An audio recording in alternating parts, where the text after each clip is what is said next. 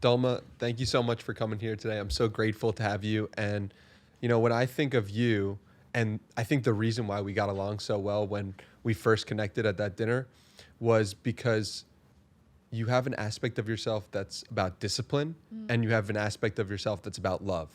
And I try to connect those two as much as I can with everything I do. And I think I just sense that in you. And I think that's why we got along so well at that creator dinner we went to. I appreciate that. That's really interesting. And then I want to kind of interrogate whether you think those are opposing things, because I've never framed it in that way before. Opposing things. I mean, they could be, right? If you really are so disciplined with something that but I think they're connected. And I think when you really love something, you want to be disciplined with it. I love that because one of my favorite quotes of all time is, it goes something like, discipline is remembering what you want.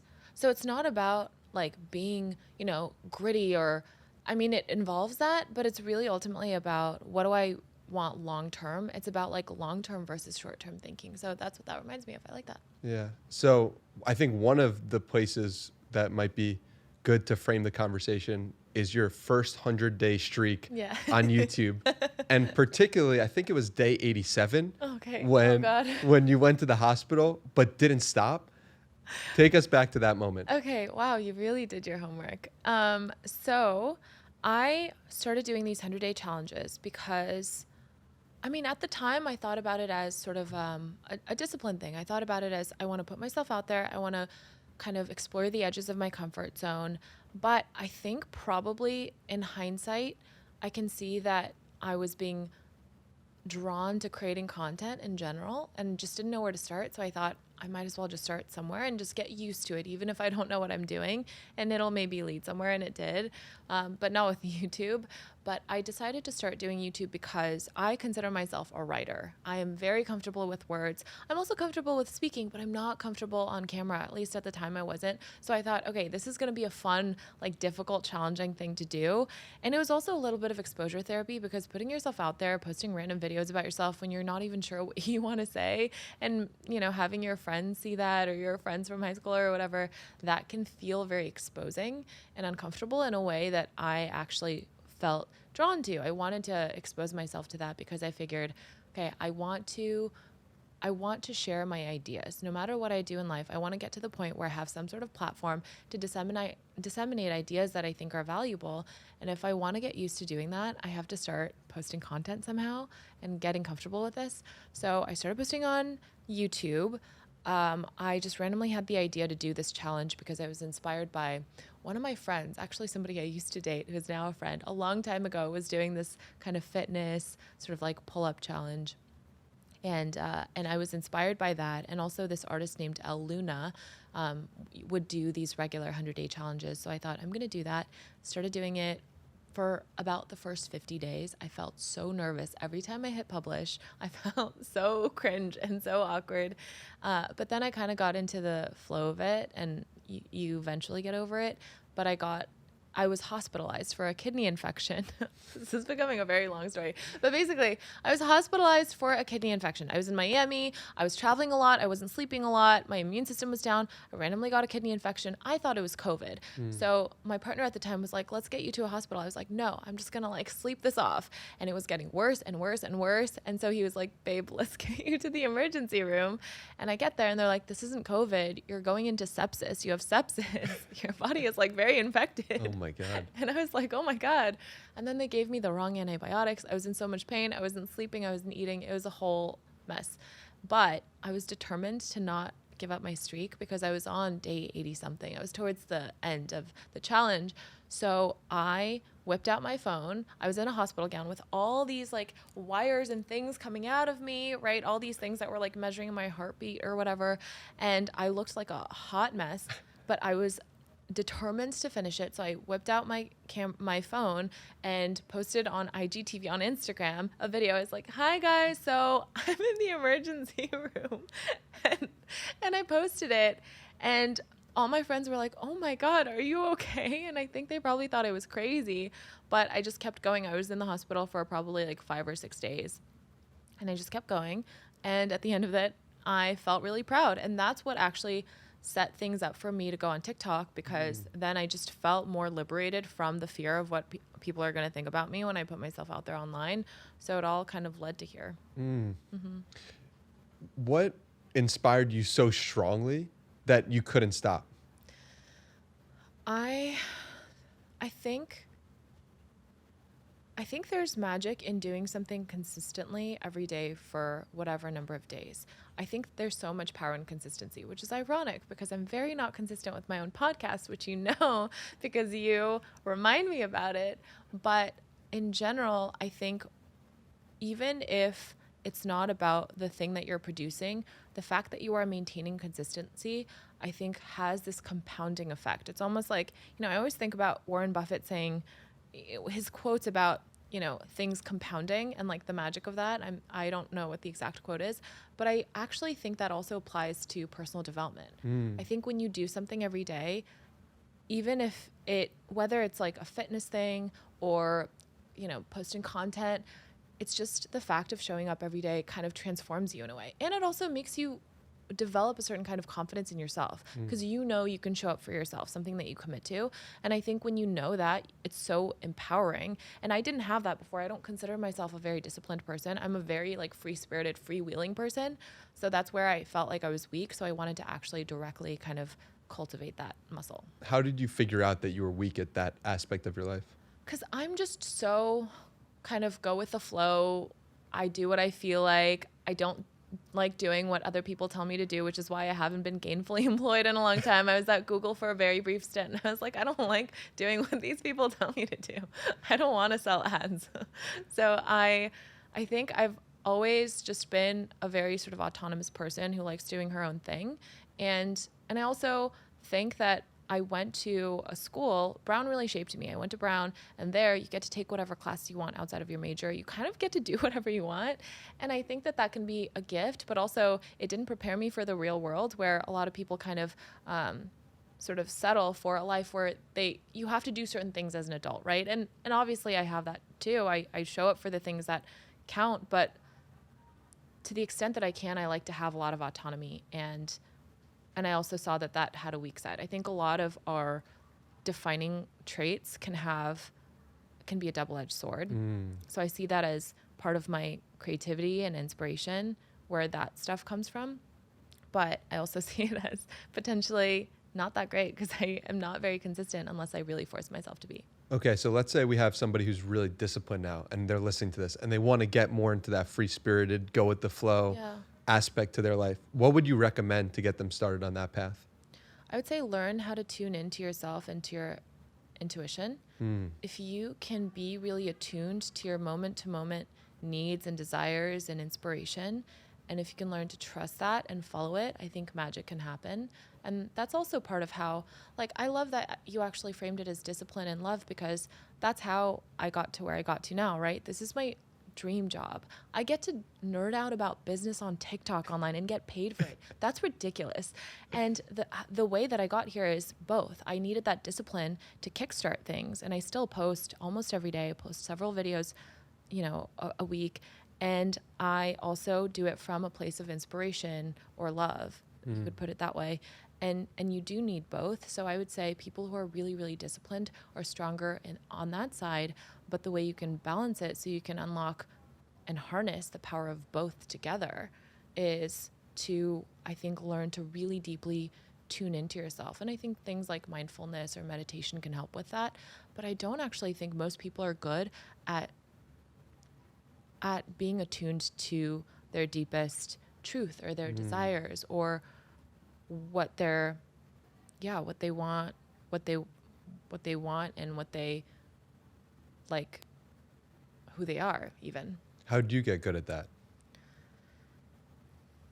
I think mindfulness helped. I think a spiritual practice helped. I think making it an explicit intention helped. I also personally see it as part of my own definition of self-love. My definition of self-love is very much about being attuned to yourself and saying yes when you want to say yes, saying no when you want to say no. And it's actually really difficult because there are a lot of things that kind of incentivize us to ignore our needs and desires. And so for me, I struggled a lot with self-love when I was younger. I mean, it's a lifelong practice for everybody, but I really struggled with it. And I remember just thinking, I really want to get good at this, and I have no idea how, and I don't know anybody who can teach me because all my role models are terrible at this. So They're all go-getters and people who are yeah, strivers. Who were either your role that or models growing up? I would say like the people around me were, it's not necessarily that they were all go-getters, it's that they were good at, and I think maybe sometimes this can be both a cultural thing, it can be a gender thing, but the women in my life who were role models for me were really good at self-sacrificing, right? Being kind of martyrs. And I think that can have its gifts because when it comes from a loving and compassionate place, but also you can deprioritize yourself in a way that's not honoring you. And that's what I witnessed, and that's what conditioned me. And so that's what I was used to doing is, kind of being a people pleaser, basically. And when you've been conditioned in that way for so long, you kind of have to reprogram yourself. And it takes a lot of intention and dedication, I think. So for me, it was a practice of years and years and years where I really was trying to learn, first of all, how to even begin to tune into myself, how to even begin to know what I wanted and who I was. And then once I figured it out, learning to trust whatever that was telling me, and then having the courage to go for it, right? To act on that. It was it's a whole process, and I'm still always practicing it, but I think you do get better at it. And I think when you set the intention to get better at something and you're diligent about it, I personally think that you can always get there. Like people say prayers for a lot of things, have intentions, or try to manifest a lot of things. I think sometimes it works or it doesn't with the external. But when you have a strong intention for your own internal transformation, I personally have found that I always eventually get there in the end. What does having a strong internal intention for your life look like? I think it looks like deciding who you want to be and where you want to get to and who you need to be to get there. And then deciding that you're going to learn how. And often there's not a blueprint, but having the intention is enough, because I personally believe that when you have that intention, the blueprint reveals itself. The right resources, the right books, the right podcast episode will kind of just surface in your life. And all of those will be pieces of the puzzle. It's funny because so much of our life, and how I was raised at least, was with an external, everything's external. Yeah. What's rewarded is external. And it's much rarer for somebody to say, oh, you're so peaceful internally, therefore you're successful. Or you really love yourself, so I'm proud of you. Yeah. That's a rare statement for someone to make, at least when I was growing up and where I grew up in New York. Yeah. And so what do you think we can do to change the culture, or change even the micro day-to-day, to get people to reward inner wholeness more? I think on an individual level, the more we each personally do that and embody that, I think it can be contagious. I think everything is contagious, good things and bad things. And so I think if we want to see that shift in culture and in society, we need to exemplify that, which is very hard because I still, there are still many ways in which I measure myself by external things. And also I think collectively, I actually feel kind of hopeful because I think people are having more conversations about burnout and about your self-worth and what it is really tied to, right? Whether, just being successful and having a lot of money is where your value lies. Or for women, I think about this a lot, your appearance, right? What you weigh on the scale, that kind of thing. I think we're having more conversations about it. And I think that's the first step. So that makes me feel like we're maybe headed in the right direction. Yeah. But sometimes we only transform when things get really painful. So you've spent so much time with women founders. And I think that's actually one of the weak points of this podcast is it's a lot of male dominated focus. And I'm curious what you think I might get wrong or what I might not know about women founders in general and their perspective on the world, because you spent a lot of time building Make Lane. Yeah. And it's 1,700 women are in that, which is incredible. And so you've spent thousands of hours talking to women, talking to founders who are women. And I'm curious, what is something that most people might not know about women founders in general? Interesting. I don't know that there are things that people don't know. And I also think there's a risk of treating them as a monolith, and they're not, right? It's a whole, you know, it's half the population. But that being said, I am going to make some generalizations and I stand by them. I think women tend to be more concerned about their impact on others in many ways. I think they tend to be more altruistic in some ways. Not all the time, but but they're complex like anybody. But I do think that, you know, part of the reason I started Make Lane is because I was seeing a lot of communities for e-commerce founders that were more about making money. And when I would meet women who were in my space who had their own brands and wanted to grow their own brands, they were more about being cause-driven, mission-driven, right? Sustainability, inclusivity, representation. And I thought that's really interesting. That's more sort of culturally my vibe as far as values. So I'm going to create a community for women. And it wasn't about just making it kind of like a women's only club. It was about trying to take the most straightforward approach to having more mission-driven founders in one space. So I think that's something. And then I actually have a lot of interesting conversations with VCs about how women, when they are pitching, and this won't be necessarily news because I think it's also reflected in the way women negotiate their salaries or apply to jobs. But I think women kind of downplay their abilities. They underestimate themselves. Especially relative to men, when they're pitching investors, the sort of big vision that they're pitching often is a lot more sort of realistic, but that's not what gets you funded, right? So you have to be kind of delusional in a way. You have to put your Elon Musk hat on. And I think women don't naturally find that comfortable, whether or not it's, you know, whether it's nature or nurture. I think that's another discussion and it's complicated, but I think that is sort of the general pattern. How do women these days balance the idea of having a child in prime career age? Like, let's say, like, I don't know, 25 to 35 could be like when someone's crushing it in their career, but also biologically wanting to have a child. How do the women that you've spoke to think about that? I don't know. And I don't know that people feel like they're super successful at it, you know, because a lot of people I talk to about this idea of balance, especially moms, working moms, they don't like the word balance because it has this implication of you're trying to perfectly balance things, but it's never going to feel like you're getting it exactly right.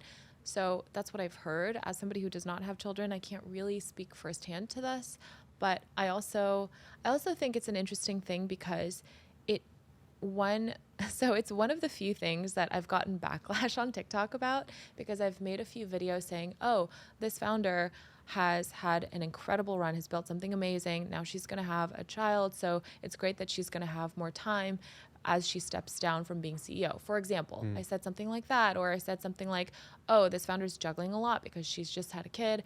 And I think people misinterpreted that to mean you can't be a mom and be a successful founder or CEO at the same time, which is not at all what I mean. But I got a lot of hate for it and even had people making videos about it and saying I was sexist because it's the internet. And I think it's an interesting thing because I have a lot of conversations with my female friends about this kind of thing, right? Oh, how are you planning this? How are you thinking about this?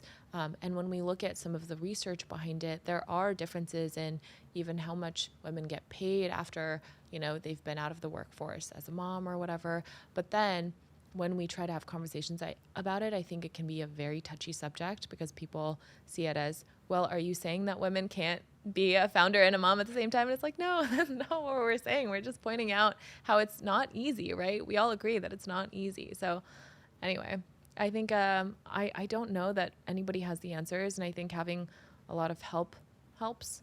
But in this country, we don't have a lot of good help around that in terms of policy. And I think even having the right help is a matter of privilege, right? So it's hard. Yeah. Is the conclusion.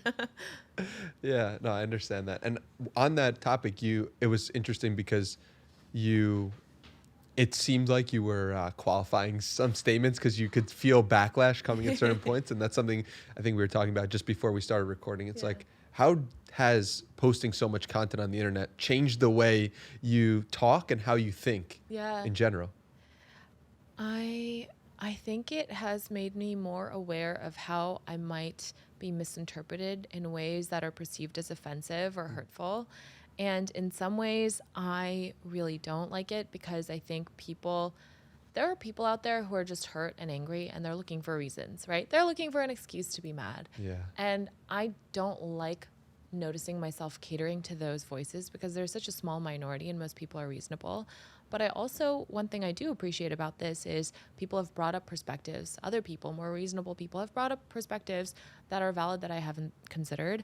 So now I have all of those voices in my head, and some of them I think are valid and valuable. And I thank people for sharing a perspective with me that I might not have thought of.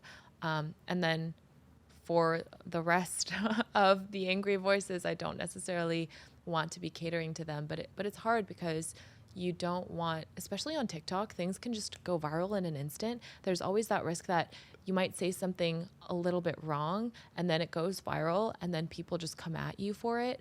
And that actually I don't mind being disliked by people who are willfully misunderstanding me. But what I don't want to do is for the people who are my true followers, I don't want to ever hurt them by accident, So it's hard to juggle those.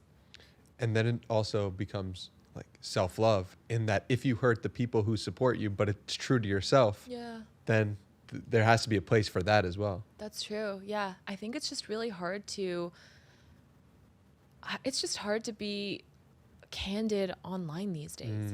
I often find myself thinking there are strong opinions I have about some of these things that I'm holding back, and it's starting to feel like I'm repressing myself and my opinions because I am afraid of offending people. But for me, it's never coming from a bad or malicious place. I'm not just trying to be obnoxious. I'm not trying to, there's people who just are being clickbaity and awful for the sake of it. That's not me, but I still shy away from it. So it's hard. What I appreciate about following you so much is how much you're willing to look at another perspective. Mm-hmm. I remember at one point you were asking for conservative podcast recommendations. And I just thought that was very telling to your personality and what you're about. And then another part I remember you were hanging out with somebody with a gun and you were, so it was just like, I don't know. It was cool to see the ways in which you go out of your own filter bubble on purpose. Mm-hmm. And I appreciate that. And I think the world needs more of that. How do we start to have more love and appreciation for the other side, and help bridge the gap between our own ideologue bubble and the rest of the world?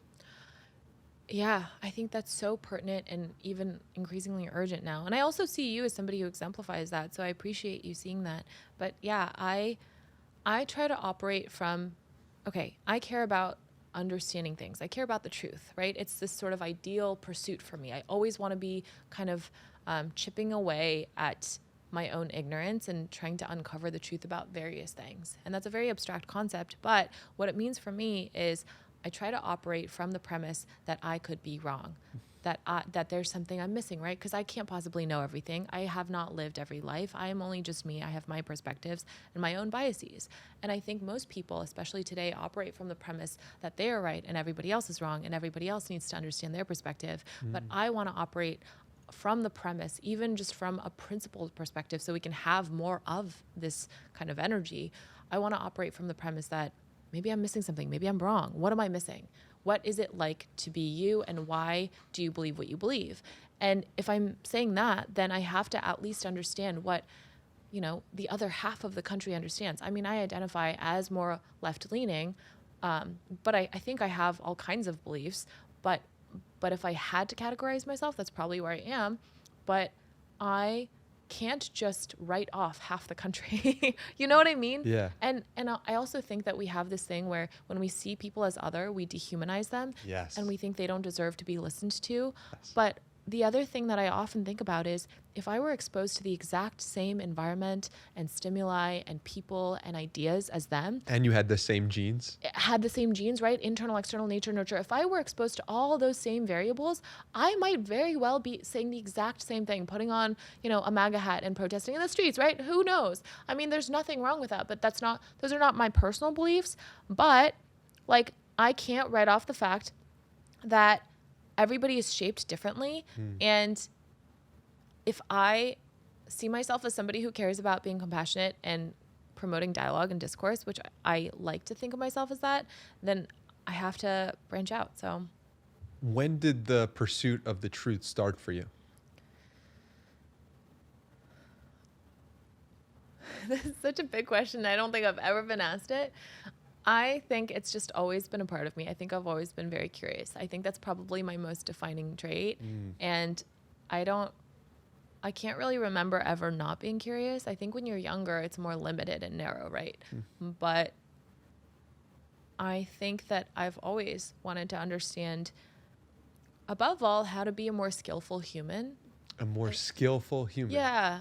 I think like there's an art of being a human. I love that. And I want to understand it. I want to develop it as a craft, and it's important to me, and it's also fascinating to me. So I think that has been probably something I've cared about specifically since I was maybe 14 or 15. What is a skillful human to you?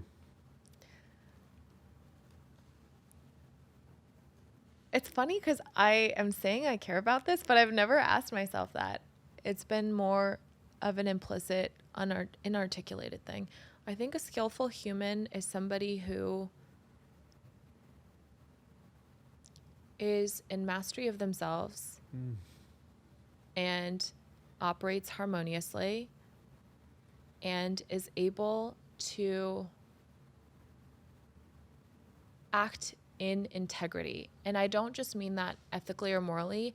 I mean, I think a lot of people say they want things and don't actually do things that support that, right? Everybody has inner conflict. We say we want to have a podcast. I was literally just thinking that. We say we want to do that, or we say we care about a certain project. We say we want to start a business. We say we want to be healthier, right? We have all sorts of desires and aims, but we are often the ones standing in our own ways. And I think that's true of everyone in different areas of their life. I've yet to meet a person who doesn't stand in their own way in at least one area of their own life, right? And I think that's fascinating. It's so interesting. So what does it take to actually overcome that, to have that integrity in the sense that you are one, you are whole, you are not fighting yourself in any way? So that to me is sort of like an ongoing pursuit. Yeah. And I love the idea that in one part of your life, you could have 100 days of discipline for working out. You could have 100 days of discipline for posting videos on TikTok or YouTube. But another part, you could be struggling to create a podcast and post it consistently. Yeah. So let's go into that. Okay, let's do a coaching session. Yeah. Well, why do you think you've posted one podcast episode, which was phenomenal? Everyone should go check it out immediately. Link down below. The one episode. Why? And I told you when I listened to that, I was like, wow, this is a topic that I didn't care about, and you made me care about it. Yeah. And that's exciting. That's cool. And I was like, when's the next one? I'm sure many messages coming in. When's the next one? So what's going on there? Why are we only on episode 1, Dulma? Yeah. Oh, gosh, Danny.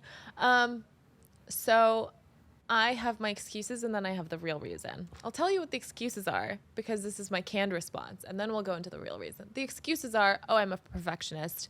Oh, I want it to be right. Oh, there's a lot of research that goes into it. Oh, I have some stuff going on with family, whatever. Excuses. But we both know if you care about it, you make time for it, you get it done, right? The real reason, I think, because I've done some psychoanalyzing of myself around this, I think that it's something that's so important to me, and it's the thing that I want to be the thing in my life that I'm so afraid of actually going for it. Because TikTok was accidental. I never saw myself as, I want to be an influencer, I want to be a creator. So if it works out, amazing, what a gift. If it doesn't, it's like, all right, well, that wasn't supposed to be the end goal anyway. And same with everything else. But the podcast is the thing that I can see myself doing indefinitely. And you and I think you already know that I love podcasts. I really respect the craft. I think you're a great interviewer. I love listening to your podcast. I just appreciate just the possibilities of the format. And because of that, I revere it so much that if my attempt at it fails, I will not know what to do with myself. I'll be like, what do I do from here? I have no idea what to do with myself. and I think I'm so afraid of that I'm just kind of standing back and I am delaying. You know what I mean? Yeah. It's so, I think like when it is the thing that you want more than anything, it can be so afraid to actually try it, because if it doesn't work out, or if it somehow doesn't work out, then what do you do? Yeah. But it's also not working out when you're not doing it. Yes, but it's not working out on my terms. Yes. Exactly. It's like, okay, if you continue doing what you've been doing, Yeah. well, then it won't work out. Like posting one episode every, let's say, like 3 months, right? Like then it literally won't work out. Yes. But you could at least say, you know what, like maybe in my head it was better. Right. If you don't walk up to the girl at the bar, you could convince yourself, oh, it wasn't meant to be anyway. So I think it's so similar to that. I was just thinking, in relationships, sometimes sometimes you can have like a sabotaging pattern, right? Or you can withhold, or you can be afraid to open up, or whatever. And I think that is something similar. That's what that makes me think of, because it's a way of kind of avoiding something not working out, or the pain of that, but doing it on your terms, because it somehow weirdly feels a little more palatable when you are in control of it not working out, which is a funny, again, going back to that whole integrity thing, right? Like you say you want something, but you're your own worst enemy, or you're getting in your own way. So what do you do about it? What do you do about it? I read this quote once. I'm going to paraphrase, about this person who is a writer, very prolific author, and she gives a lot of people advice about writing books. And she said something like, apparently every time before she starts writing a book, she has this fear of, oh my gosh, what if it flops, right? Even seasoned authors have that, even seasoned, artists, creatives, whatever. And she was saying, I've learned a trick where I tell myself I'm going to write a short, bad book. That's what she tells herself. It's going to be short. It's going to be bad. She's going to get it done. It's going to get out there. And at least she will have done it and gotten it out of her system. And I think that's the mindset I probably need, where I'm like, it can't be bad. It has to be long. It has to be in depth. It has to rock people's worlds. It has to be the most in-depth, comprehensive piece of investigative journalism on this company that anybody has ever seen. And then that makes it so that it never gets done. So I think what I need to become comfortable with, and what's interesting is, if I had gone from no audience to a podcast, I probably would have had more frequency. But because I have this TikTok following and they're like, where's the podcast? Where's the podcast? I feel so kind of trapped in my own perfectionism around, I want to give them something so good. I want to make it worth their weight. And then the longer I wait, I'm like, now it has to be really worth their weight. It's a never ending cycle. Yeah. So I almost feel like, not to blame my followers, but I almost feel like it would have been easier to start with nothing and thinking nobody's going to listen to it, because you have that grace period to kind of fumble around, and I have fortunately bypassed that, but that's the other end of that coin. Well, it's interesting. People think about only the good things when they're thinking about building a following or having a lot of money or being in an amazing relationship, but they don't think about the bad things that could come with all those positives. Yeah. And I think it's important having that conversation about the potential downsides to having a large audience of people who care about you and respect you. It's like, well, now there's more weight on your words and more pressure on yourself. Yeah. And so how have you gone about navigating through that? Well, clearly not well. Well, in some aspects. Yeah. I think that, I actually think that when it comes to building an audience, and I'm still early, right? I'm still a year into this journey. I don't have millions of followers, but I have a small, very devoted fan base, or community is the more accurate way to think about it. And I think the gift of that is, in the beginning, when you're creating content, you're posting to crickets, you're being a little cringe, you're testing out different things, right? And there's no feedback loop of people saying, I love this, keep going. But once you hit that critical mass of people who love your content, even if it's a small sort of group of people who are just ardent followers, that creates a virtuous cycle where you're like, now I have to show up for them. Now it's no longer about just me trying to build a following. It's about them and me serving them. At least that's how I have thought about it. So that's the good part. But then the other part is, it is hard, because you can't always give your followers everything that they want. You want to when you branch out into different formats, it can be a little bit crippling because you're not used to it, but you want to maintain the same quality that you have become known for on your native, platform. So I think those are the ways in which it can be hard. But I think there are a lot of ways that being a creator and this is a privileged thing to say. Again, I'm qualifying myself. Let it be, Dulma. Just say what you feel. There are a lot of ways. There are a lot of weird things about being a creator that people don't think about. They think it's just, it's just fun and games and you have the best job in the world. And in so many ways, I do feel like I have the best job in the world. But there are things that come with it that are like, wow, I hadn't considered that. Or, people, one example is, and you handle it so gracefully, and I don't feel like I do. But when there's something weird that happens when you are a kind of a public persona, or when you put yourself out there online, where people who are just like feeling negativity feel like they have a right to just kind of take it out on you, just like dump that negativity in your comments or say something mean or kind of just try to bring you down with them because they just see you as fair game in a way. You might have just kind of come across their path in their feed. They're not having a good day. They're going to make it known to you and it's going to get personal. And I think I struggle with that, not necessarily because I kind of take those comments personally, but I just don't, it just makes me so sad that we live in a society like that. So when I see that happen, I'm just like, why does it have to be like this? Like this person is hurting, but also I feel compassion for the fact that you're hurting, but also go find a therapist, stop taking it out on me. Go get some therapy, take a walk, meditate, touch some grass. So, yeah. I understand where you're coming from with that. And it's hard because this is a new phenomenon, commenting on posts and the engagement of everyone having a voice is a huge positive, but also a negative as well. So new and so unnatural, right? Yeah. Like when has that ever been a thing to have this instantaneous feedback from thousands of strangers at your fingertips saying nice things, horrible things, and it can go both ways. Like the other thing I'm very wary of is I don't ever want to drink my own Kool-Aid and be like, I'm so great, but it can be hard because people are like, you're so great. And I'm like, I am pretty great. How do you not stop believing that? Well, we talked about some of the negative sides of being a creator, but what are some of the most positive aspects that have happened to you in the past year? Yeah. I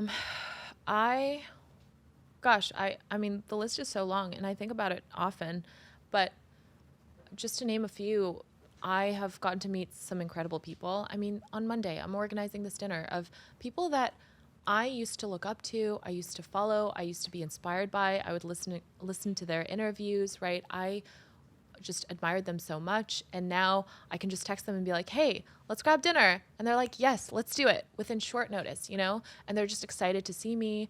And it's just so surreal. And it's not about that per se. It's just, I strongly believe that when you find your path and when you're committed to yourself and when you're committed to honoring what your desires are and expressing your gifts, I strongly feel that all the other things like, money or recognition or accolades, those fall into place. Those are a secondary byproduct of you honoring yourself. I really feel that to be true. And insofar as these external things are sort of signals that I'm on that right path, that's why they matter to me. I feel like, wow, I wasn't delusional. I was right all along. It was good that I stuck it out. I was kind of wandering in the desert for a few years, but I just had this inkling that this is how it could be. And so I really fought for it and had my own sort of stuff to overcome. But now when I, meet people like this or get invited to speak at conferences that I appreciate or have just incredible people reaching out to me and I get to work on interesting projects with people that I admire, all of that is just kind of, for me, confirmation that I'm on the right path and that it can be like that. Here's a quote from you. The different areas of our life that are external, money, relationships, career, family, those are simply a reflection of what is inside us. Wow. You said that in December of 2020 in a YouTube video. That's so crazy. Yeah, I really do believe that. And so on that topic, it's like, what do you do if what's inside you, you're not happy with in that moment? I think it starts from a step that sounds very simple, but it's actually very difficult and very few people sit down to do it, which is asking yourself what you really want, not what you think is realistic, not what the next most likely step could be, not what you feel like you have permission to have, but what you really, really want. Set aside all the noise, all the limiting beliefs, all the conditioning, all the what will people think, and just ask yourself, ideally, what do I want in this area of my life? And I think that is something that so few people do, and I wasn't doing for such a long time. I think it's easy to react to different parts of our lives and say, oh, I don't like that, I don't want that. But actually, what do you want? Then what do you want? What would your ideal look like? You know? And I think it starts there. And then once you have an idea of that, it goes back to the intention thing. Okay, set the intention that that's where you eventually want to get to. It's okay to not know how. It's okay to not know how, and to just tell yourself, just commit to yourself, that's where I eventually want to get. And I personally have a spiritual practice, and I pray and I ask for things. And so I will say, you know, I don't know how to get here, but show me the way. Show me the way, provide me with the resources, I'm willing. And I also think that this can be more powerful and accelerated. This is my personal belief. This process can be more accelerated if we are doing it in the service of something bigger than ourselves, not just for our own ego, not just so we can have a lot of money, right? I want a Maserati, please show me the way. Not like that. That wouldn't work. Or maybe it will, I don't know, but I haven't tried it. But I think when you are standing for something bigger, and when your heart is in the right place, when you're coming from the right place, then I think that we are given the tools to express our gifts. I really believe that. What is the thing bigger than yourself that you are hoping to serve? There are a few things. There are different themes that are kind of interlocking. I would say I care a lot about women and equality. I care about that deeply because I was raised by a single immigrant mom here. We were poor. I saw her go through a lot of bullshit to, put food on the table, and that shaped me a lot.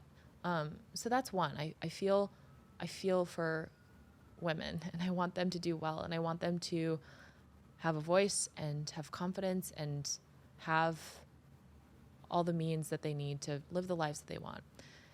The other thing that maybe is more deeper and universal is it kind of goes back to a lot of the things we're talking about.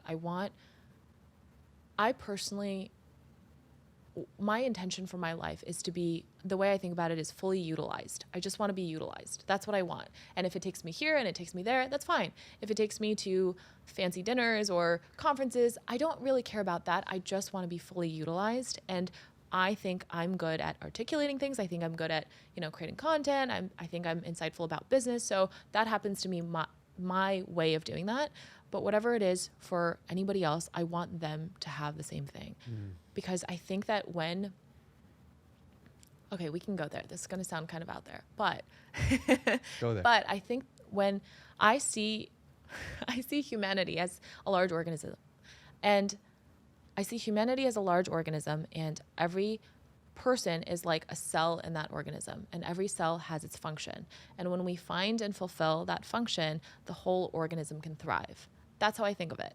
And I think that for various reasons, we forget our function, or we try to go beyond it. And when a cell is malfunctioning and trying to do things it shouldn't do, that's a cancerous cell, right? It's harmful to everything around it. And so I actually see part of my role as, okay, what is my function? How can I serve the whole? And then how can I be the facilitator that helps other people do the same thing? How can I unlock that? How can I be a cheerleader? How can I provide resources? And in my own narrow way, I think business can be a vehicle for service, not all the time, obviously, but I think sort of it's at its highest potential it can be. And that's why I talk about business. It's not that I want everybody to go out there and start a beauty brand. It's that I want people to, in fact, they probably shouldn't do that. But what I want is for people who have some sort of idea to feel armed with the resources and confidence to be able to do it. That's why I talk about these case studies, and I say, look, she did it, you can too, right? And here's how you do it. Do this strategy, use this tool, use this software, whatever. And so I see my sort of function as, how can I help other people find theirs and unlock theirs? Because I think that is the thing that is in the highest service to the greater good, to the whole, to the collective. And also, it happens to be, very elegantly, the thing that makes us happiest, right? It feels really good to be doing your thing, to be in your zone, to be in the flow of what your gifts are. So I see that as being a really lovely coincidence of the universe. It's beautiful. And you said here, I love being a messenger. In my heart of hearts, that's what I really am. And I think that's so powerful. And you really are a messenger for all these, the business, you're a messenger for how to be somebody who shows up in the world with discipline and love. And for that, I'm really grateful to experience it all and witness it go down. But what would you say to somebody who hears you, they're like, I have a gift, but I don't know what it is. And I've been there, and I'm sure you've been there as well. You feel like you have something, but you don't know how to share it, and you don't know how to express it in the world. Where do you start? Yeah. Oh my gosh. I could just write a whole thesis on that. I have a PhD in being stuck. I know everything about it. I would say it starts with a few principles. It starts with honesty. You have to be honest with yourself, because very often I actually find that when people say, I don't know what I want, I don't know what I'm supposed to do, very often they know, they're just afraid to admit it because they're afraid of the consequences. I got to interrupt you with another quote from you in May of 2019. I love this. With a lot of important decisions, I already know the answer, but I'm too scared to admit it or pursue it. So I asked for advice to validate this decision I'm already leaning towards. So I think it's important to be honest with ourselves. Do you really not know the answer, or are you just scared of your truth? May of 2019. And now we're in September of 2022, and you're saying the same exact thing. I love it. It's consistency. Yeah. No, I have really found this to be true both in myself and now when I observe other people, right? So I do think that we often know more than we give ourselves credit for. So first of all, be honest with yourself. What do you really want? People are afraid of admitting the truth because there are costs to acting on it, or they perceive there to be costs that outweigh the benefits. But just being honest with yourself doesn't have a cost, right? You owe it to yourself to be honest with yourself. So first of all, be honest with yourself about what it is. What do you know? Okay, you might not know exactly what it is. Very often, I think our purpose, if we want to call it that, can shift in terms of its external kind of shape and form and contours. But the themes might be continuous, right? There might be consistency there. So what do you know? And let's start there.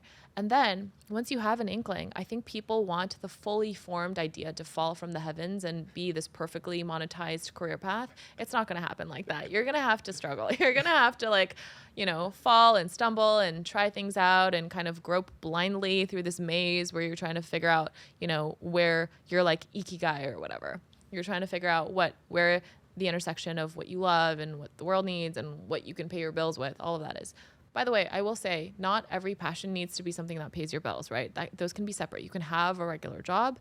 There's honor and beauty in that. And you can have something outside of it that makes your heart sing. So I would say start with honesty. Know that you're not going to have this fully formed thing kind of, blueprint fall into your lap. You're going to have to figure it out, take action, and then that thing will reveal itself to you step by step. And I also think it just requires a lot of courage.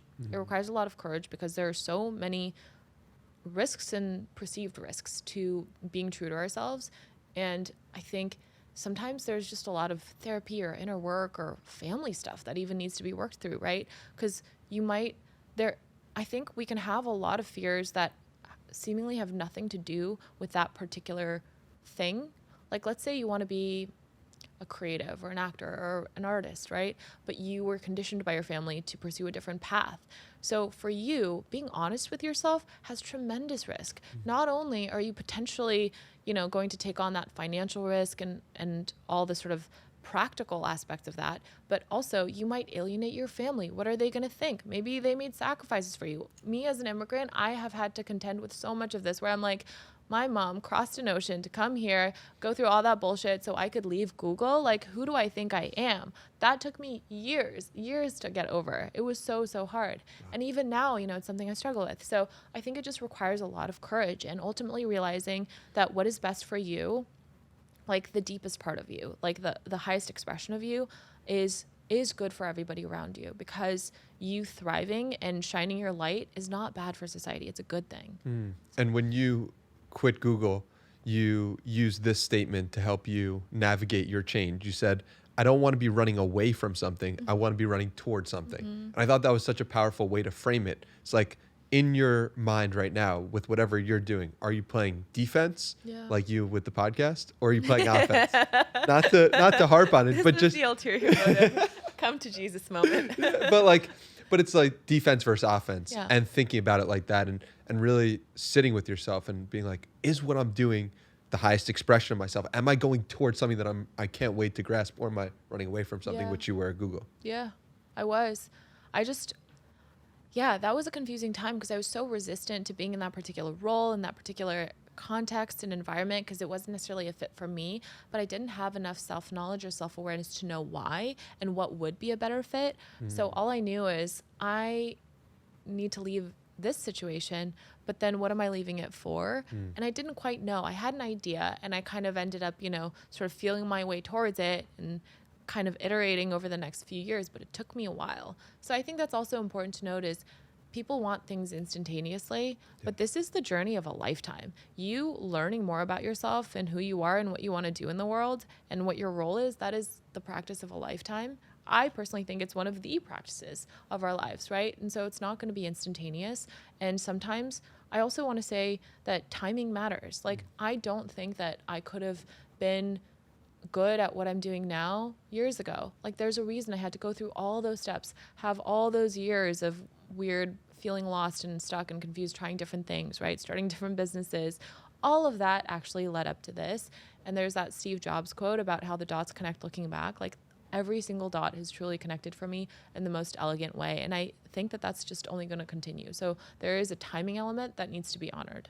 Yeah, and on that point, it's interesting to think about what you're doing right now are also things you're going to look back on and be like, wow, that was crazy. I was laying the groundwork for that moment and that moment. Totally. And you have this great quote that's going to stick with me for a long time, which is about romanticizing the present moment. What does that mean to you? I think I remember saying this, and I remember my friend who interviewed me asked me what I meant, and I also had to pause. And I have to pause again. But what it means to me is, maybe it's because I recently turned 30, but I just have this feeling of life is short. Life is short. It's such a gift. It's such a gift to be alive and to get to do all the things that we get to do. And who knows if we're going to have another chance. Maybe you believe in reincarnation. Maybe this is it, right? Who knows? And in the absence of certainty, it's incumbent upon us to make the most of this particular lifetime. And I think that's not just about doing, it's about being, it's about appreciating, it's about just remembering to be happy, because there's always going to be a next thing. There's always going to be a next milestone. There's always going to be, oh, when I have that thing, when I hit this many downloads, when I have this successful podcast, when I have 100,000 followers, 1 million followers, when I make this much money, right? When I have a family, when I have kids, all these different milestones. There are always going to be milestones. It's always a moving target. That thing that we tell ourselves needs to happen before we can just sit down, relax, and be happy and just take it all in. It's a moving target. There's always going to be something new there, right? It's just part of our nature. And I think it's important to actively combat that and be like, no, this is it. I can't just chase after the next thing and miss my life. Because life is made up of ordinary moments. I really love the book that most shaped me is called The Power of Now by Eckhart Tolle. Have you read it? The book that most shaped me is A New Earth by Eckhart Tolle. Okay, yeah, so very there you go. similar. Yeah. So what I loved about that, I don't remember which book it was in, I don't remember his exact phrase, but it was something like, life is just made up of ordinary moments, right? And yet we're always waiting for those few moments that are really big moments. Yeah. But everything else is ordinary when you think about it, right? Me taking an Uber to come here, just, after we have this conversation, we're gonna, do whatever, move on with our day. Like, all those little ordinary moments, they're precious when you think about them, because that's what life is. And when we miss them, we miss our life. And that's sad, And so that's what I think about is, right now, I feel like my career is really just starting. I feel like in some ways, my life, like the life I really dreamed of is starting in so many ways. And this is such a beautiful time in my life. There's a temptation to be like, okay, next thing, next project, next, meeting, next dinner, whatever. But I'm going to look back on this time and it's going to be the most precious set of memories. Me moving to New York, having this weird accidental TikTok career take off. Who'd have thought? Talking about the Kardashians. What in the world, right? Like, all of this stuff is awesome and weird and beautiful. And I'm going to look back on it. And on my deathbed, I'm going to think about these moments. So why not just soak them in now? What do you think is going on at a deeper level about just this experience? Which experience? This experience of life. Like, why are we here? What's going on? You just strike me as a very deep thinker and somebody who spent time thinking about stuff like this. And for everyone who expected a women's lesson, women's founders on business school, I'm sorry for bringing you in this deep, but I know this is something like that is very much within your being. Yeah. Of like thinking of like, what is going on here? Right. We're on this floating rock in space. Is it a simulation? What do you think? What's going on? Yeah. So what I've concluded so far is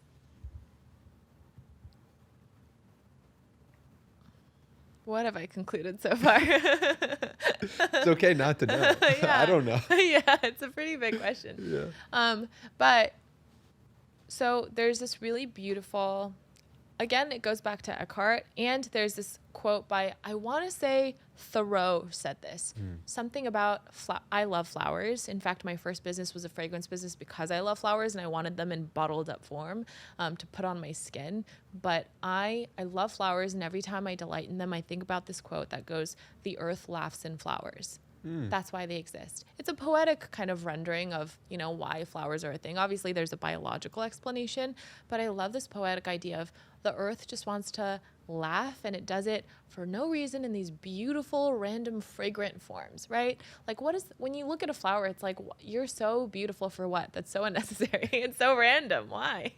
And sometimes I can't help but think, maybe we are like that. Maybe we're flowers. Maybe the universe is kind of just doing its little dance through us, We're just little like blips, and we're part of this greater whole, and we're just here to experience and to like be conscious. So I don't really know. but I think that not knowing makes me want to make the most of it, because I don't know. So why not just try to make the most of it? Be the best person I can. Be self-actualized and fully utilized the best that I can. Be a skillful person. Be skillful at this, whatever it is. Yeah. Well, it's cool to just experience this whole thing. Like that's how I feel sometimes. Yeah. And on your topic of like what to do when you don't know, is like, what are the moments you feel most at one with whatever you're doing?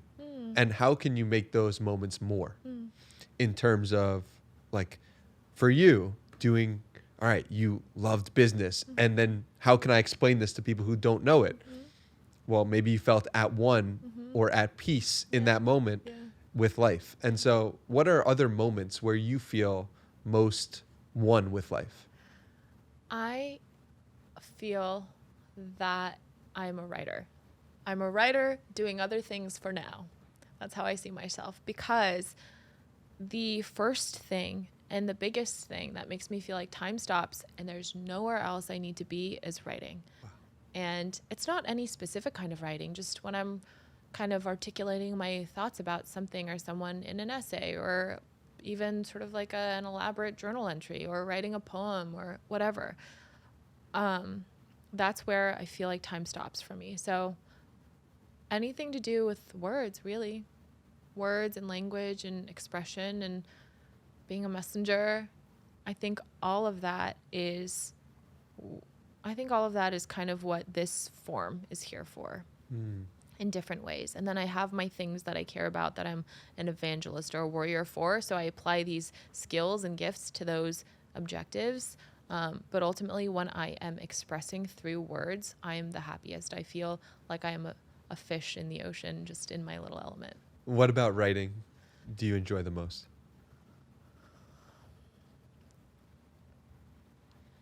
What do I enjoy the most? I just enjoy it. I just love like finding the right word for something. I like being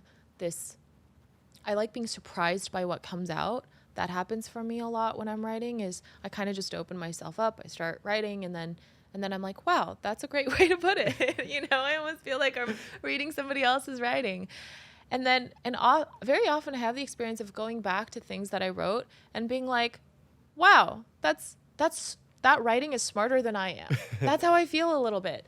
And I think that is just so satisfying, so deeply satisfying to me, just finding the right word for things, expressing things, learning even what I believe and how I feel through the process of writing, having that writing kind of be a vulnerable sort of capturing of my feelings about something that maybe if I share it with people can feel kind of universal. All of that I just find the most satisfying experience. If you were forced to write a book tomorrow, what would it be on? How to start a podcast. I don't know if you're qualified to write that one. Probably not. Not yet. It would be about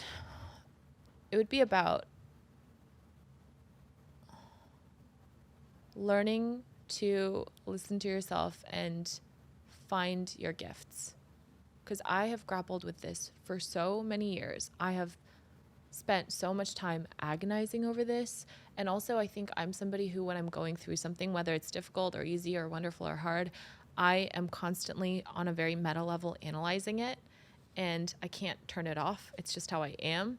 And so I think that if it can help one other person who's feeling really stuck, like they have a bigger thing to share or do, or, you know, they feel like there's somewhere.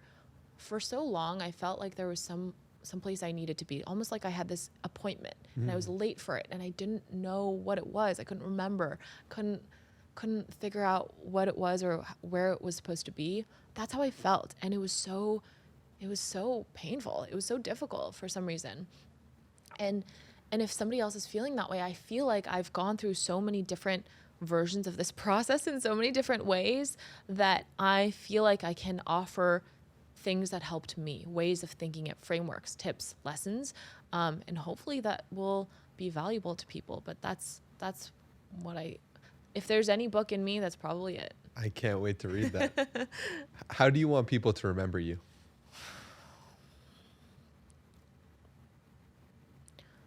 I've never thought about this. I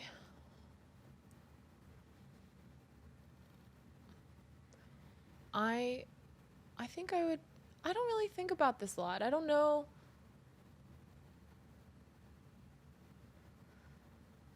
I think I would like to be thought of in different ways by different groups of people. So one group is the people who know me and love me. I want them to remember me as being a source of constant warmth and support for them. Like I was just always in their corner. This is making me emotional because I'm thinking about specific people. I want them to just feel like, wow, that person just always believed in me, always saw my gifts. Because this is the conversation I love to have with people. Even if I meet a stranger at a bar, I'll be like, what do you really want to do? And they're like, okay, take it easy. I just asked you if you wanted a drink, you know? So I want people to feel like I always really believed in them and saw their gifts and was rooting for them, because not everybody has that, but I think it can make such a difference. So that's how I feel in terms of how I want the people who know me to remember me. And then for everybody else, I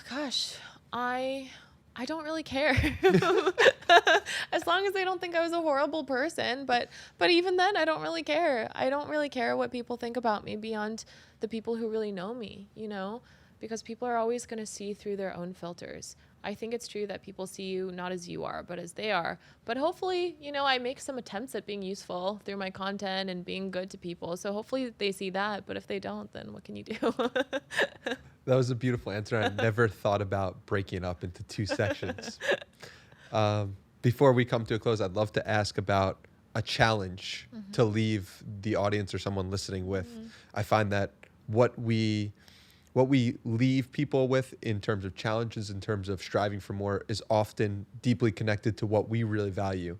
And so I'm curious for you, what are the things what is something you would like to challenge somebody listening to do? Yeah. Doesn't have to be for 100 straight days. It could be 30. No, it will be. Oh, okay. 100 straight days. No, I'm kidding. Well, actually, I'm not, because I have a very specific prescription around this. I was reflecting today on what really led me to this whole TikTok journey. And it actually started with a very specific exercise. This was right before New Year's 2021. So New Year's Eve-ish 2020, I did this exercise where I asked myself, basically I sat down and journaled about what would a perfect typical day look like for me. Not just like a crazy day where something wild happened, me getting some sort of award or something, not like that. Just a typical day, a typical Tuesday in my life. Ideally, what would it look like from start to finish? And I really just journaled it out and I visualized it. And a lot of the images that came up were actually surprising. They were unexpected. And that's what helped me figure out, oh, I want to create content. Because I was having this image come up of me going live to just a group of a global community of thousands of awesome, smart, kind-hearted, good women. And I was like, oh, that's what I want? I didn't know that that's what I wanted. Okay, well, that resonates. I guess that is what I want. Then I better get started, And so that's actually what eventually led me to create TikTok content, because it was September. September was almost over. It was almost the next year. And I thought, wait, I said I wanted this thing and I haven't done anything. Where can I start to build this audience? Well, most likely TikTok, because where else can you go viral these days, right? So that's actually how I started posting on TikTok. So I would challenge people listening. If you feel like every area of your life is perfect, then good for you. But if you feel like you're not where you want to be, then sit down, create some space, and maybe with a notebook, ask yourself, what would a perfect typical day in my life be? And just really visualize every single detail from morning to night. And what is there and where are you now compared to this perfect day in your life, right? And what do you need to start doing, even just one step, to get a little bit closer to that vision? And it might require some honesty and discipline and courage. And if there's a 100-day challenge in there, then do it, because obviously I'm a proponent of that. But that's where it needs to start. So I would encourage everybody to do that exercise. Dulma, it has been such a pleasure. I'm so grateful to have known you, to have spent this hour with you, and just to experience the love and discipline and ability to communicate your thoughts. I'm so grateful for you. Thank you. Thank you for this. Where can we send people to connect with you? Send them to my podcast, which is going to be popping off. I promise. So due diligence. And then my TikTok is the place where I'm most active. So TikTok.com/IamDulma is my handle. And there I nerd out about business and brands. So linked below. Thank you so much. I really appreciate you.